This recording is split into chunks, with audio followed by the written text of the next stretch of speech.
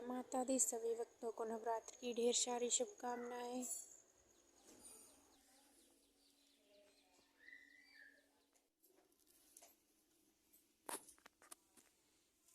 श्री दुर्गा सप्तशती पाठ नवमो अध्याय।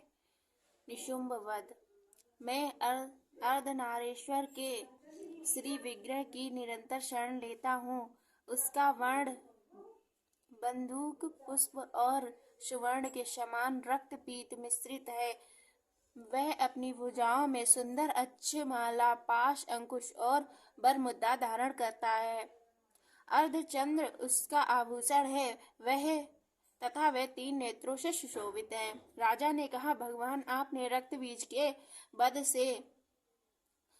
से संबंध रखने वाला देवी चरित्र का यह अद्भुत महात्म्य मुझे बतलाया। अब रक्त बीज के मारे जाने पर अत्यंत क्रोध में भरे हुए शुंभ और निशुंभ जो कर्म किया उसे मैं सुनना चाहता हूँ। ऋषि कहते हैं, राजन, युद्ध में रक्त बीज तथा अन्य दैत्य के मारे जाने पर शुंभ और निशुंभ के क्रोध की कोई सीमा न रही। अपनी विशाल सेना इस प्रकार मारी जाती देख निशुंभ अमर्ष में भरकर देवी की ओर दौड़ा तथा उसके साथ असुरों की प्रधान सेना थी। उसके आगे पीछे तथा पार्श्व भाग में बड़े बड़े असुर थे जो क्रोध से ओंठ चबाते हुए देवी को मार डालने के लिए आए। महापराक्रमी शुंभ भी अपनी सेना के साथ मातृगणों से युद्ध करके क्रोधवश चंडिका को मारने के लिए आ पहुंचा। तब देवी के साथ शुंभ और निशुंभ का घोर संग्राम छिड़ गया।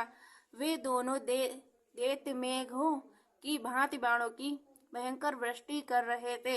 उन दोनों के चलाए हुए बाणों को चंडिका ने अपने बाणों के समूह से तुरंत काट डाला और शस्त्र समूहों की वर्षा करके उन दोनों दैत्यपतियों के अंगों में भी चोट पहुंचाई। निशुंभ ने तीखी तलवार और चमकती हुई ढाल लेकर देवी के श्रेष्ठ वाहन सिंह के मस्तक पर प्रहार किया। अपने वाहन को चोट पहुंचने पर देवी ने चुचरप नामक बाण से निशुंभ की श्रेष्ठ तलवार तुरंत ही काट डाली और उसकी ढाल को भी, जिससे 8 चांद जड़े थे, खंड खंड कर दिया।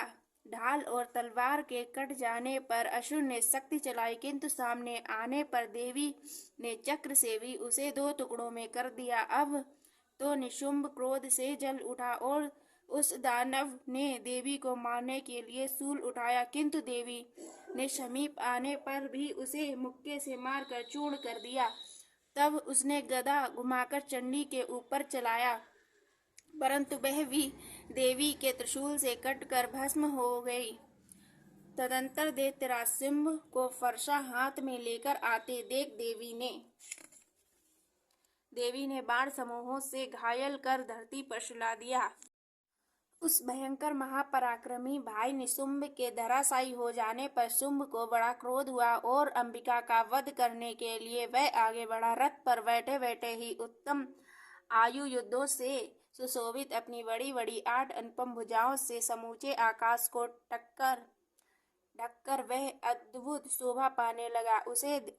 उसे आते देख देवी ने शंख बजाया और धनुष की प्रत्याक्षा भी अत्यंत दुस्सह शब्द किया। साथ ही अपने घंटे के शब्द से जो समस्त दैत्य सैनिक का तेज नष्ट करने वाला था, संपूर्ण दिशाओं को व्याप्त कर रहा था। तदंतर सिंह ने भी अपनी दहाड़ से जिसे सुनकर बड़े बड़े गजराजों का महान मद दूर हो जाता था, आकाश, पृथ्वी और 10 दिशाओं को भी गुंजा दिया। फिर काली ने आकाश में उछलकर अपने दोनों हाथों से पृथ्वी पर आघात किया। उसे ऐसा भयंकर शब्द हुआ जिससे पहले सभी शब्द शांत हो गए। तत्पश्चात शिवदूती ने दैत्य के लिए अमंगलजनक अट्टहास किया। इन शब्दों को सुनकर समस्त असुर थर्रा उठे। किंतु शुंभ को बहुत क्रोध हुआ। उस समय देवी ने जब शुंभ को लक्ष्य करके कहा, ओ दुरात्मन, खड़ा रहे। तभी आकाश में खड़े हुए देवता बोल उठे, जय हो, जय हो। शुंभ ने वहां आकर ज्वालाओं से युक्त अत्यंत भयानक शक्ति चलाई। अग्निमय पर्वत के समान आती हुई उस शक्ति को देवी ने बड़े भारी लूके से हटा दिया। उस समय शुंभ के सिंहनाद से तीनों लोग गूंज उठे। राजन, उसकी प्रतिध्वनि से वज्रपात के समान भयानक शब्द हुआ, जिससे अन्य सब शब्दों को जीत लिया। शुंभ के चलाए हुए बाणों के देवी ने और देवी के चलाए हुए बाणों को शुंभ ने अपने भयंकर बाणों द्वारा सैकड़ों और हजारों टुकड़े कर दिया। तब क्रोध में भरी हुई चंडिका शुंभ को शूल से मारा। उसके आघात से मूर्छित होकर वह पृथ्वी पर गिर पड़ा। इतने में ही शुंभ को चेतना हुई और उसने धनुष हाथ में लेकर बाणों द्वारा देवी, काली तथा सिंह को घायल कर डाला। फिर उस दैत्यराज ने 10,000 बाहें बनाकर चक्र के प्रहार से चंडिका को अनवांछित कर दिया। तब दुर्गम पीड़ा का नाश करने वाली भगवती दुर्गा कुपित होकर अपने बाणों से उन चक्रों तथा बाणों को काट गिराया। यह देख निशुंभ दैत्य सेना के साथ चंडिका का वध करने के लिए हाथ में गदा ले बड़े वेग से दौड़ा। उसे आते देख चंडिका ने तीखी धार वाली तलवार से उसकी गदा को शीघ्र ही काट डाला। तब उसने शूल हाथ में ले लिया। देवताओं को पीड़ा देने वाले निशुंभ को शूल हाथ में लिए आते देख चंडिका ने बड़े वेग से चलाए हुए अपने शूल को उसकी छाती में छेद डाली।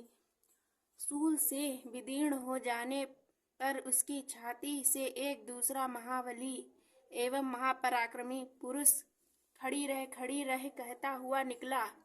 उसे निकलते हुए पुरुष की बात सुनकर देवी ठठाकर हंस पड़ी और खड्ग से उन्होंने उसका मस्तक काट डाला। फिर तो वह पृथ्वी पर गिर पड़ा। तदंतर सिंह अपनी दाढ़ों से असुर की गर्दन कुचल कर खाने लगा। तब वह भयंकर दृश्य था। उधर काली का शिवदूती भी अन्य देवताओं का भक्षण आरंभ किया। कौमारी की शक्ति से विदीर्ण होकर कितने ही महादैत्य नष्ट हो गए। ब्रह्माणी के मंत्रपूत जल से निस्तेज होकर कितने ही भाग खड़े हुए। कितने ही दैत्य महेश्वरी के त्रिशूल से छिन्न भिन्न हो धराशायी हो गए। बाराही के धूतन से आघात से कितने ही पृथ्वी पर कचूमर निकल गया। वैष्णवी ने भी अपने चक्र से दानव के टुकड़े टुकड़े कर डाले। इंद्री के हाथ से छूटे हुए वज्र भी कितने ही प्राण दो बैठे। कुछ असुर नष्ट हो गए, कुछ उस महायुद्ध से भाग गए तथा कितने ही काली, शिवदूती तथा सिंह के ग्रास बन गए। इस प्रकार मार्कमांडले में सर्वाणिक मनवंतर की कथा के अंतर्गत देवी महात्म्य में निशुंभ वध नामक 9वां अध्याय पूर्ण हुआ। जय माता दी।